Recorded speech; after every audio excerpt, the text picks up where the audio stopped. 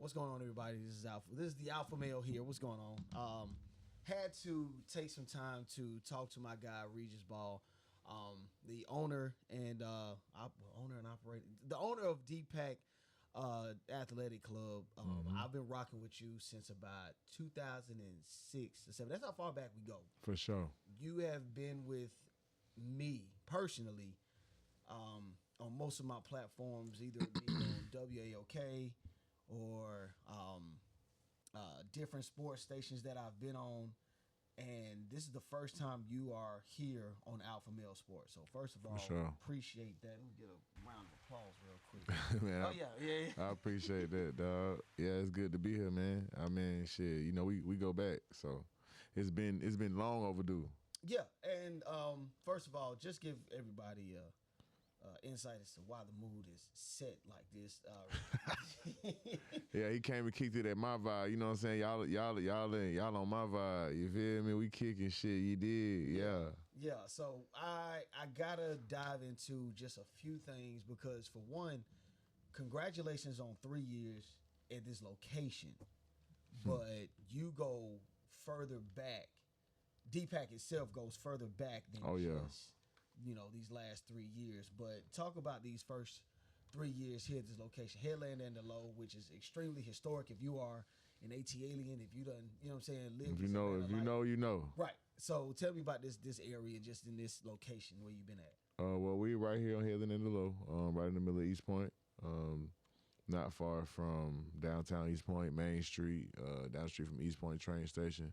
So we're right in the central location. Historic location is as far as, you know, the home of, you know, Outkast, TLC, Rico Wade. That's all right here. This is what you call hollow grounds for sure. So I'm really thankful to be able to be a part of that because now I can stamp that and be a part of that history as well. Oh, for sure. Now, getting into that part, right? Because and trust me, guys, this is very relaxed. This is a chill vibe.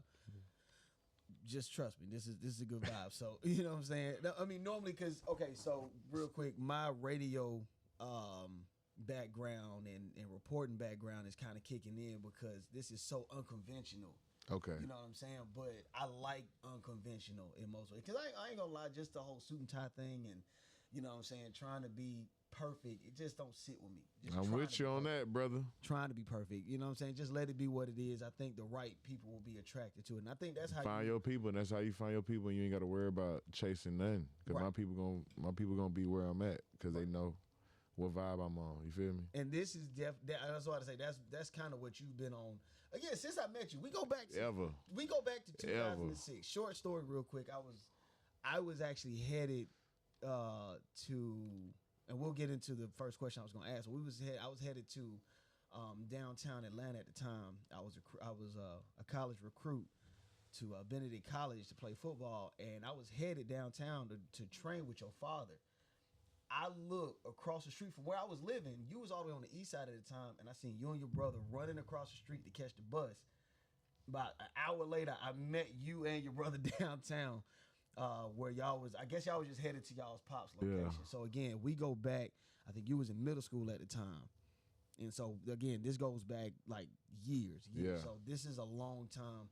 Just a lot of years added up. So I want to just first jump into just how you ended up getting into physical training, just your background for those that don't know. Because a lot of people see you on social media. A lot of people see the bound with the pound, bouncing and things of that such on social media, but they don't know you. So just give me that backstory if you could. How I got into training? Well, just who you are. I mean, from being a trainer. I mean, I'm a lot of things. That's what I was about to say. You are a lot of different things. DJ from time to time. I mean, so much. It's a lot. I mean, I don't know where to start, bro. I'm just a cool ass nigga that likes to be outside and be free. And whatever I like, I'm gonna dive into it. So if I like something, I'm gonna dive into it and figure out how to monetize it. That's me. So if anytime I'm talking to somebody or if I'm talking to like kids, I deal with a lot of kids, like I always try to figure out like what they like to do. Like what you like to do there. Ain't nobody gotta pay you to do it. All right, let's figure out how you can do that and make some money off of it. Okay. And then find something else that you like to do. And then, I mean, that's how I am. Okay. That's how I live. Like, I just feel like you should be able to live off of what you like doing. Okay, and I mean, even to that point, like living like, because I mean, of course, obviously you've seen me in this space, you know what I mean? For sure. From being on independent radio to, what's so surprising, you were a big fan of me when I had went to WAOK. For sure. I didn't even realize that was a station that you rocked with. That was crazy. But I want to get into, again, just the city of Atlanta, right? And I'm going to just tap into your fitness background for the most part, just right now, right? Just being here in Atlanta, Atlanta has to be in arguably one of the hottest or like the, you know what I'm saying, the coolest cities to be fit in or work out in.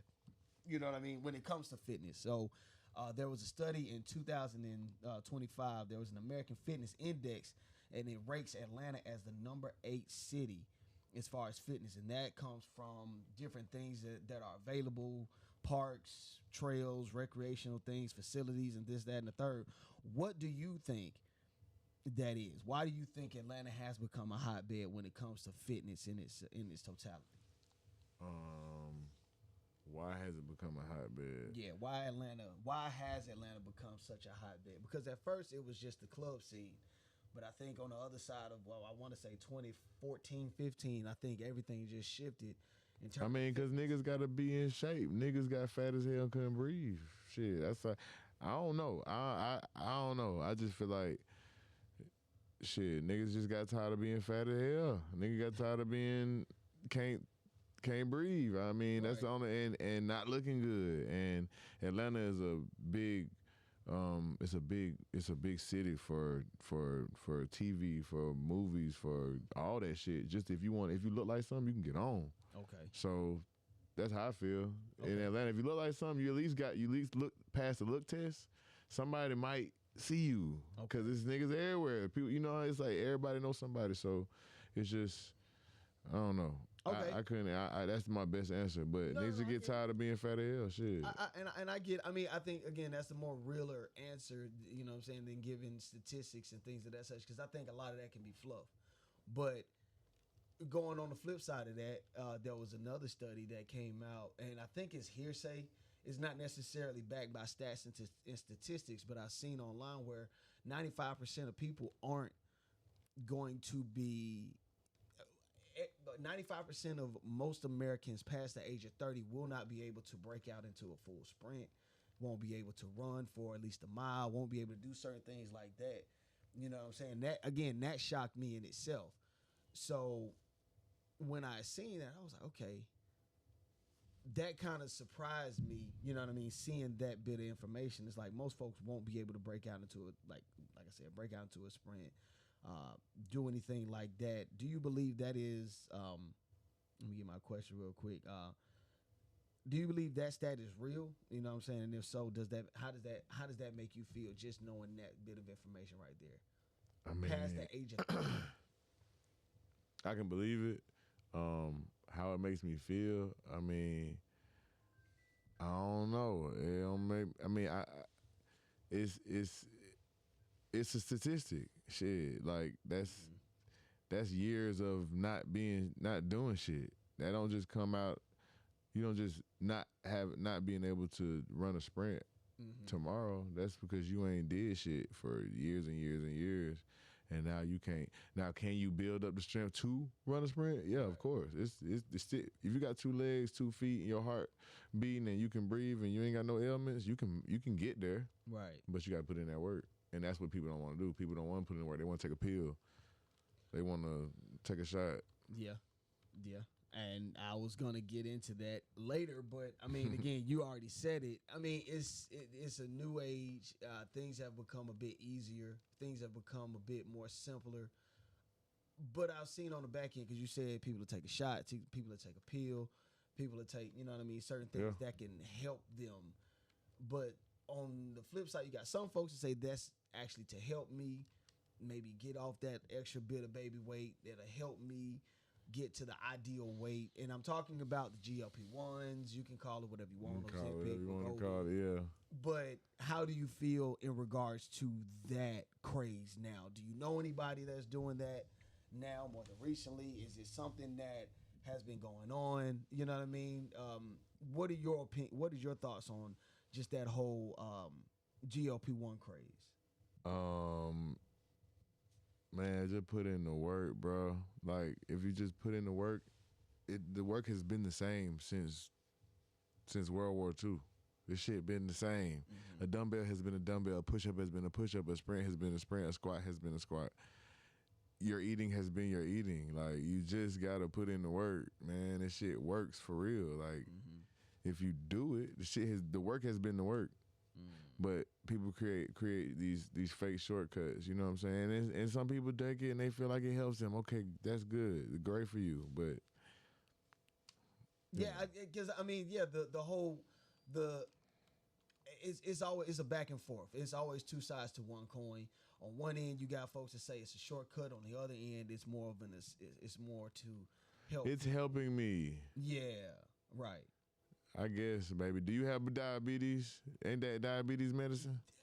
Okay, right. Fuck out my. I mean, yeah, I get you. No, listen. I understand, and that's what I'm saying. I wanted to ask that question specifically because, again, you're gonna get raw emotion out of that. You're gonna get raw emotion out of people when they bring that type of when they bring that up. When For they sure. talk about certain things like that on both ends. You're gonna have folks that are gonna defend it vehemently. They're gonna say, "Hey, this is something that's gonna help me. This is gonna help me get to what I want, what I need.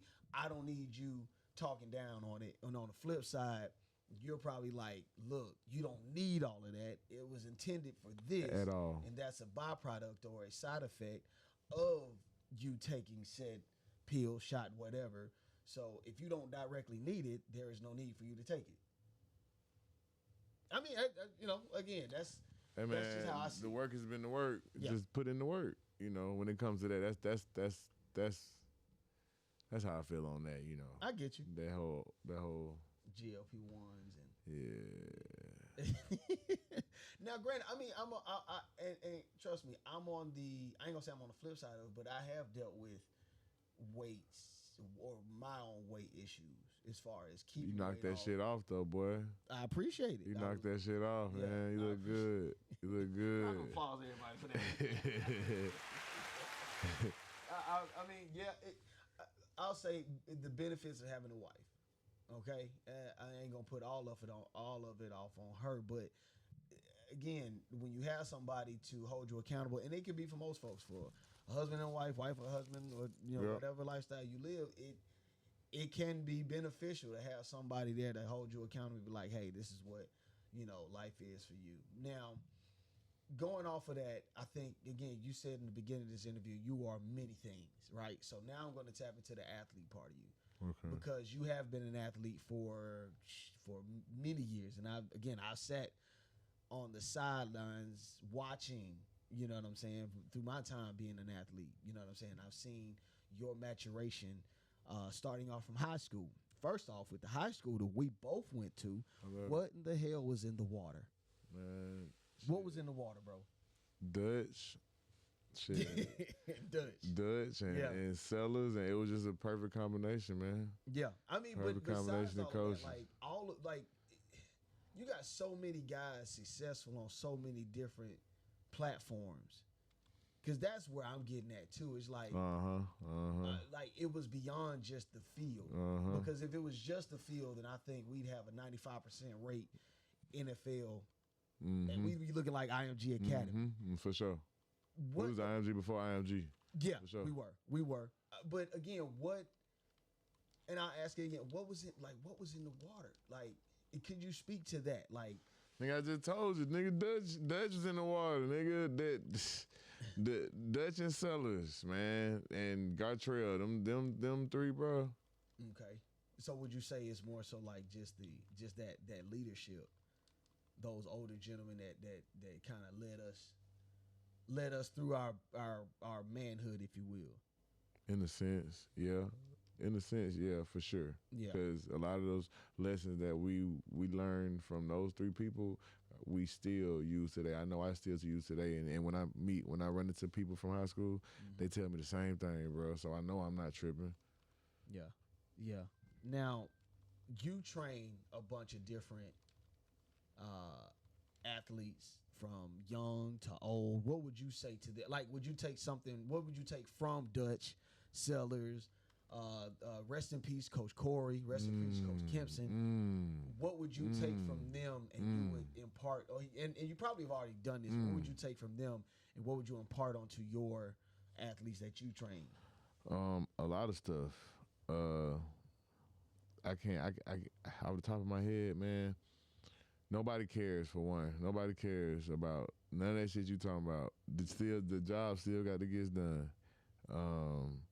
and do it right. If you're gonna line up, if you're gonna do something, man, if you're gonna do anything you're gonna do it all the same. So if you're gonna do it right. Okay. I don't know, man. It's a lot. Be a good teammate. It costs nothing to be a good teammate. Right. It costs $0, 0.00 to help your teammate out. Right. To bring somebody with you. Right. I mean, it's a lot, and I agree because again, all of those men that I just named, they all had something to do. And what's so crazy? Quick story: Coach Corey was like before he passed, which it still kind of hit me. I had a dream about that nigga after he passed, bro. That shit was crazy. What's so crazy, before he passed, and you say it costs nothing to be a good teammate. All of the recruits that he was working with, he was sending them my way. Yo. He was sending them to me to interview. I still have the last interview that he did on my computer. Well, we were just sitting and talking. It's on another computer, but we were just sitting and talking just about recruitment and before the NIL kicked in and what would it be like guys being paid and all this other stuff and how you could cash in, and not even so much cash in because it's not just about the money, but how these players were going to be able to get paid. Shit, I still gotta get me. Right. Now you played at the University of Memphis. For sure. You know what I'm saying? And tell me about your time there. Like, loved it. Every second. Every second of it. Every second. I ain't gonna say, yeah, every second, bro. The first year I was still not ready to be gone, so I was back home and shit all the damn time and doing just dumb shit. But once I settled in, man, nigga, I loved it because it was for the taking. You feel me? Like It was nothing when we got there. Right. That shit. You see what's up. You feel me? You see what's going on. What did it teach? I mean, well, I'll say, what did it teach you ultimately? Because I got a family member that just signed with, I love it. With Memphis. He was fucking right. He was a cornerback at Wofford, jumped into the portal, and Memphis picked him up. And from what I've been looking at Memphis, it just seems like they're about to be like one of the major top programs in FBS. You know what I'm saying? Like, what would you take from Memphis? What did you learn from Memphis that you would take on, or that you've already taken on, you know what I'm saying, just now into your adulthood, being a businessman and things that you've done? What have I taken from Memphis? Man. Because you was a dog. You was a dog. Let's not bring up Auburn at the ball game. You was a dog. I don't know. What did I take from Memphis? What did I take from Memphis? That's a good question. The lingo, I know for sure. Oh yeah. Anywhere I go, I'm gonna get the lingo for sure. Yeah. I mean, just staying down for real, cause it was a point where I was like, I don't know if I want to be here. Staying down, staying through adversity, staying through uncomfortable situation, making an uncomfortable situation comfortable, making an uncomfortable situation mine. You feel me? Like, you speak on that, and you can tell me if it was true or not, but I had caught wind that you had ended up, I think you was staying in the facilities. Oh yeah, for sure. At a certain point in time, like not by forcing that. Like, I had a crib because I had a dog and shit at the crib. You know what I'm saying? But I am here to play football. So I'm going to eat, sleep, breathe this facility. I'm going to wake up, take an ice bath, go watch film, eat breakfast, go feed the dog, come back, nigga, watch film, run some routes, run some drills, maybe work on some shit. Like, man, recovery. it's just, I just felt like This is like my senior year though, so I had the time in the like my junior, like towards the end of my junior and all of my senior year for sure. I had the time and the space to do that shit. I'm gonna use all this shit to do this because this is what I'm here for. That explains a lot though, because again, your senior year just the stats you put up, like that was next level. Now, what would you say to? No, I think I've already asked you that. So, how old is too old? Because going as far as like athletes again, we're talking about athletes and just the guys that you work with on a day-to-day basis. The more and more I look at the athletes that you work with outside of just professional athletes and potential college athletes and guys entering it, because it's the combine this weekend actually. Yep. So how old is too young to work out? And I know I'm switching up because I see you got a lot of kids and you're teaching them the movements. You're teaching them how to work out and muscle memory. You know what I'm saying? How to get deep into a squat, things of that such. Yeah. Like, how young is too young? Because I remember growing up, I was like, I couldn't touch a weight until I was 12. You know what I'm saying? And I look, and then you got like guys that like 8, some of them 8, 9 years old. I think it depends on from my experience. You can say what the stats say, what Google say. I don't give a fuck. My experience say when that kid ready, he ready to like really do this shit. Let's go. Let me teach him. Let me see what he can do. You feel what I'm saying? Like, cause like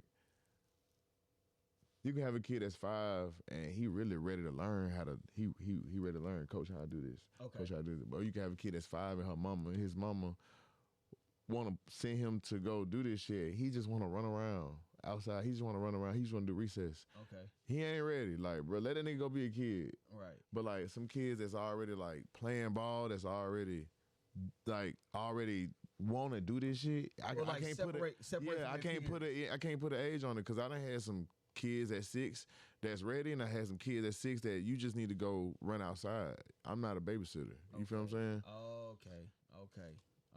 So I was that kid that needed a babysitter. I ain't gonna lie, because I just wanted to run around. Now, granted, I knew I was more physically and like capable than a lot of my peers, but I think it was a sense stronger than everybody. Right.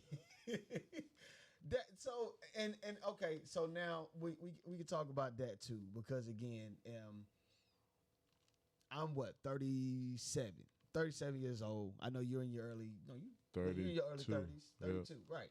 So something that, again, and I'm just scrolling through social media and things that have just been kind of popping in my head. The number 225 pounds, right? 225.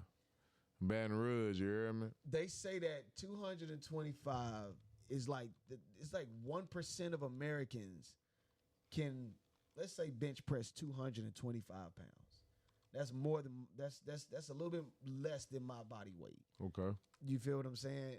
How true do you feel like that is? And if so, is that even important? Is it more about fitness? Like, is it more about strength, or is it about flexibility? You know what I'm saying? Like. Yeah, I was about to say, bro, I don't know if that's true, and I don't give a damn. I ain't gonna lie to you, because that shit, I don't care about shit like that. That's just not, I never did either. But I didn't know that stat. But my my personal opinion is, it's about being able to hold your own weight, being able to defend yourself, having the strength to defend yourself. You know what I'm saying? That's key. But like. Most importantly is how you feel, because niggas can be all this strong and all this and all that, but you can't even wipe your ass. You can't even, you hurt. Like, your knees hurt, like your back hurt, but you strong as fuck. You feel me? Like, that shit don't mean nothing to me, bro. I want to be limber at 70. I want to be able to do yoga, run a mile with my kids, my grandkids, and like shit like that matters to me. Okay. Not how strong I can be and how much I can lift and all that shit. That ego shit, that ain't never been me. I run into that all the time in the gym that ain't, when I go. Like, no need. Ain't no need, bro. There's this one guy, he literally, like, I think he'll pack like 3 plates. Ain't no need. Like 1 or 2, and I'm like, ain't no need. That's cool, bro. Great. You know what I'm saying? Great. Yeah. Is you finna get on the show? Is you finna push off 300-pound linemen off your chest? Is you finna do something with all that? If not, bro, get your ass on, bro. Go on with that shit, dog. That never impressed me. That never impressed me. I never understood that, but you know, it is what it is. That's why I wanted to ask, because you know, I normally I'm in the gym, and my wife, she joins me in the gym, and when we leave, we get in the car, we like, did you see that lady? Yeah. Type shit. You know what I'm saying? Or did you see that guy with the bands on his arm? What was that about? Right, and at first I started to feel bad, like I shouldn't be talking about these folk, man. They ain't did nothing to me. But then, folks be doing that to themselves, bro. I'ma talk about your ragged ass because you bullshitting in here, bro. Somebody ain't told you about this. You bullshitting. Wasting money. You bullshitting, bro. So okay, so now that leads me to this question: when I'm trying to configure the question, because it's two parts of this. One part is like, how much pride do you have to just disregard any type of training? I feel like sometimes we need not just trainers, but somebody to be like, hey, you might not need. I mean, some people might not like that shit though. You can't. You know what I'm saying?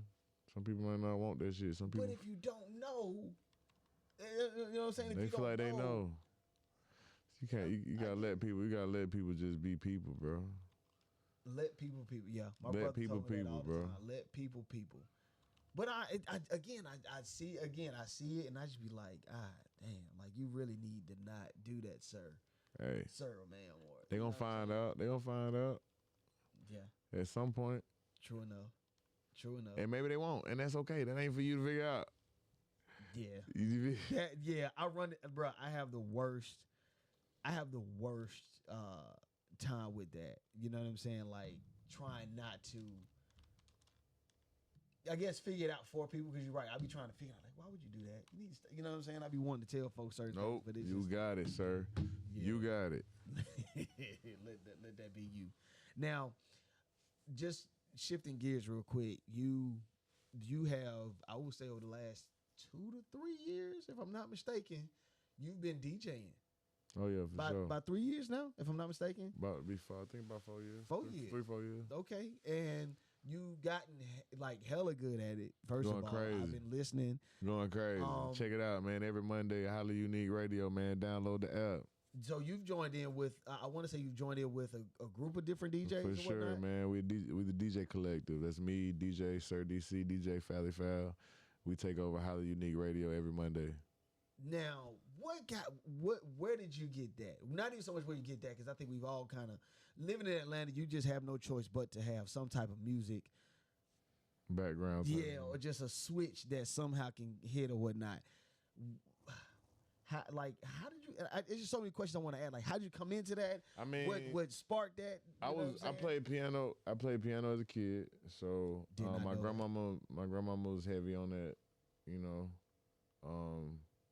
so I grew a love of music from a young age. Okay. But I've always loved music. You know what I'm saying? So I've always loved music. I've always done this. Like with my partner, like DC is how I like DC introduced me to it, because like I ran into him and he needed me to watch his board for a second. You know what I'm saying? Okay. And while I was watching it, I was playing on it. And that shit was like, that was 9 a.m. when he told me to watch his board. I didn't leave that shit till 11, 10 p.m. that night. Oh, like. Wow. It was that crap. I'm like, oh yeah, you done fucked up. I said, you done fucked up and showed me how to do this shit, cause my whole life I've been doing this shit in my head. Yeah. And now I can do this shit, and y'all can hear what I be hearing, like how I be flipping shit in my head. Oh, it's up. But yeah, he put me on. He really introduced me to that shit. He introduced me as a sense of I actually got my hands on it, and it's been up from there. Is it? I don't want to think there's an end goal. I don't think there is a specific end goal. But what if I would ask you, what would you see where do you see this going? You know what I'm saying? Like, I wouldn't say this is just for fun, because like you said, it is fun. It is fun, right? But it's not just for fun. Okay. End goal. I don't have an end goal. But to pay my bills with it would be lovely. Awesome. Pay my bills with it and continue to grow with it and keep creating. Right. I'm a creator, bro. I'm an artist, man. That's just how I am as a person. Anything I do, I'm gonna turn it into art. So as long as I can keep creating, right, I'm good. Right. Now, yeah, I gotta find a way to get flash drive of just like hour of just music. You know, it's really dope. I got you, bro. I got shit ready. I appreciate that. Yeah. I appreciate that. Now, again, this is AlphaMale Sports. This is dope again because we've had these conversations. When I would say this specific conversation, we've had many conversations on different platforms that I've been on. You know what I'm saying? Either it be your business entitled, or just specifically your business, or DPAC, or just, you know what I'm saying, all different things. But I've never talked about your creative side. What else? Like, do you see yourself doing anything else? Is there? I take pictures. I'm in photography. Okay. I take videos too, but as far as video goes, I'm a drone pilot, so I can pilot a drone. Okay. But I'm not a fan of shooting videos on my camera just because like I don't like editing that shit. Right. I'd rather take them pictures, take good pictures, and that be that. You know what I mean? But That because that's interesting. Again, I've only, which is crazy, knowing you for 20 years. I won't say I've only known the athlete side of you, but to see all those different things that you have dabbled in, like, because again, when I seen you doing DJing, I'm like, oh wow, this is serious, okay. And then I'm seeing you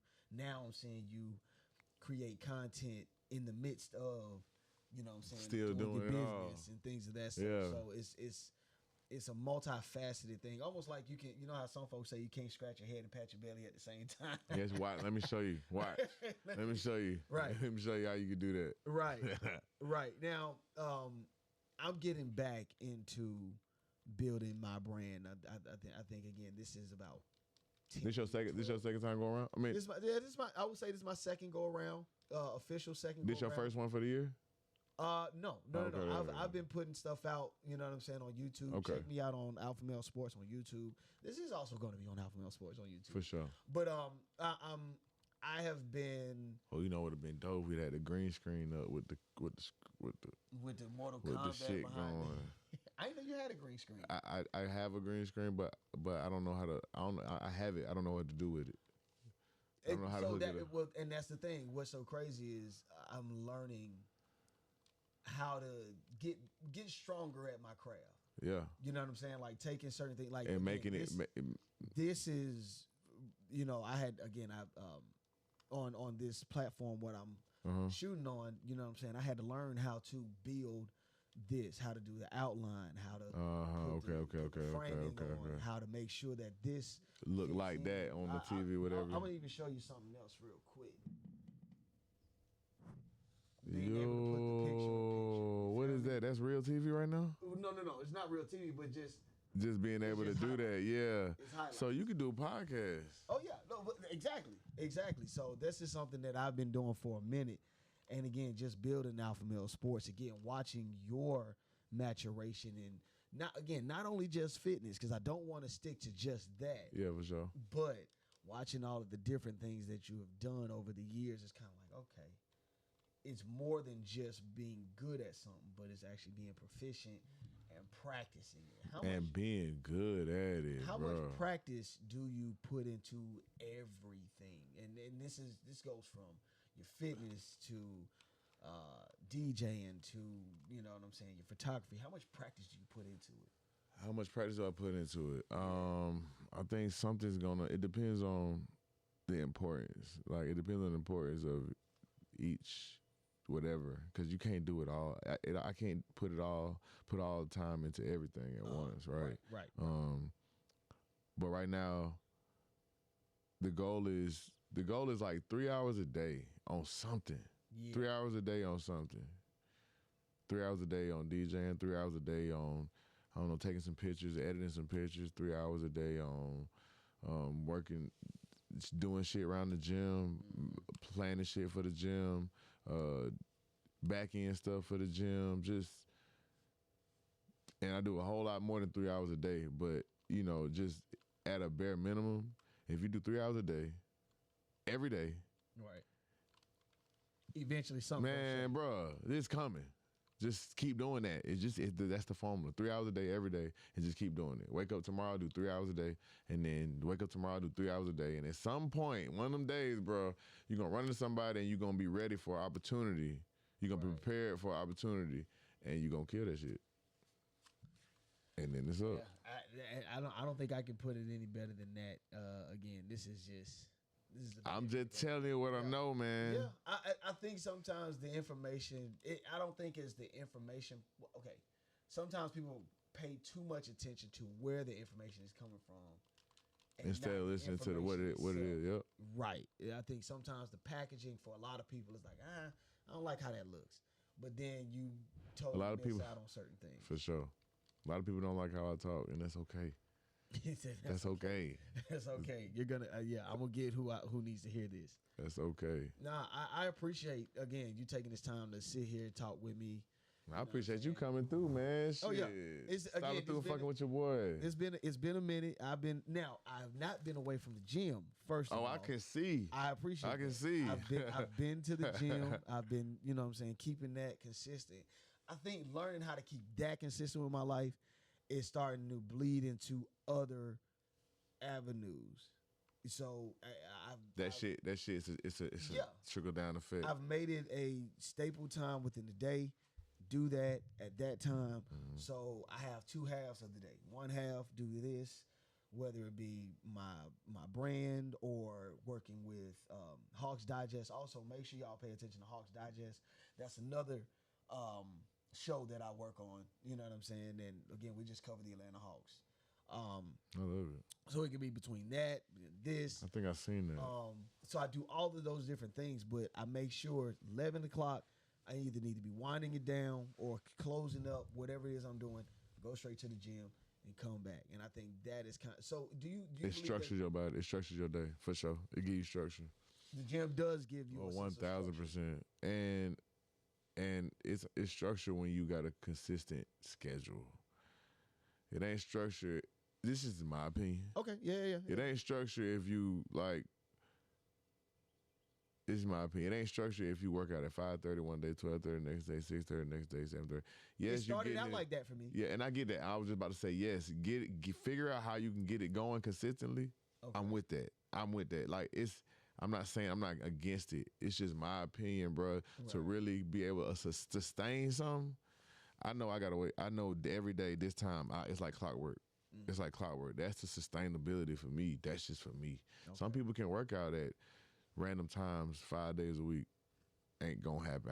I can't see that as being sustainable because you never know. You never know how your day go. Yeah. Okay. I agree. You don't know how. You don't know how your day go. But I know if I wake up first thing in the morning, my shit is already ready, and I go get a workout, and then I have my day. That is sustainable any day of the week. Okay. Now, what do you say to the person that beats themselves up for not going? Say, for instance, your body is telling you, "Hey, chill." Oh no! You sleep through that alarm clock. Get your rest for sure. Okay. Get your rest. I'm not. I mean, bro. It's nothing wrong with getting your rest. It's nothing wrong with listening to your body, man. Right. But that don't mean listen to your body, sit your ass, eat pizza, ice cream all day. Which is a great treat. I love pizza. That's my favorite pizza. I mean, it's my favorite. It's my favorite. It's my favorite food. It's my favorite pizza. You talking about? And also too, yeah, I've learned to give myself grace when it comes to certain things like that. When it comes to foods and things of that such. Being that I am a husband to a pregnant wife. Y'all be reading all the labels. Well, that and sometimes her hunger just kind of kicks in. It's just like, just get something. Oh yeah, just get something. Yeah. Just get something in the house. But again, I think too. How far along is it? We are hitting the 28th week, 29 weeks. I don't know what that means. I know. Listen. I started out with the months, and then she's like, "No, we're not 4 months. We're this many weeks." So I was like, "All right, I'm gonna just go with weeks." No, I think we're seven. I'm trying to make it. I think we're 6.5 to 7 months. Okay. So okay. Oh shit, that's the second trimester, right? Third trimester. All this time. Third trimester. Yeah. So we got that, and crazy enough, again, learning. I'm learning every day when it comes to this pregnancy thing. Did not know that in the first trimester it whoops her tail. In the second trimester, gang of energy. She be beating me to the gym. Man, what? Hey, I'm going she be getting dressed, being ready to go to the gym. I'm like, all right, let me put my clothes on. So she be keeping me squared away. But then the third trimester, she's like, yeah, you got it. Like, yeah. So that shit smack. That's hit. It's hit now. I ain't gonna lie, I'm excited. It's time for it. I know you is. I'm excited. I can't wait. I'm happy for you, my boy. Boy. Yeah. Yep. Yeah, I'm super excited. But listen, I'm gonna wrap this up because again, we can talk all day. It's been like again when we link up, we get to wrap. Hey man, let's do this more often. Let's do this more often. Let's do this more often, man. You know what I'm saying? I'm gonna talk with you. We really set to get this podcast set. I might need your help for sure. Let's do it. And for sure. I'm gonna get on these sticks with you for sure. Let's go. First of all, I haven't played Madden in some years, so let's go. Take it easy on you, boy. But yeah, this is AlphaMale Sports. My name is Walter Pollard. This is Regis Ball, the owner of Dog Pound Athletic Club. Yes, I want to make sure I call it correctly. There we go. It's more than just a gym. This is a community. These folks be having events here. These folks be having vendors here, women's health events here. I mean, you can look at it on Instagram. Man, DPAC ATL on Instagram, DPAC ATL on all platforms. Stop through dpacatl.com website. We have a plethora of classes, class options. We have, it's an event space. So if you have an event and you need a space, we got space. Right. So come through, check it out. Yeah, do your thing, man. Listen, I appreciate it, brother. I appreciate you, big dog. All right, this is AlphaMale Sports, man. Y'all tap in.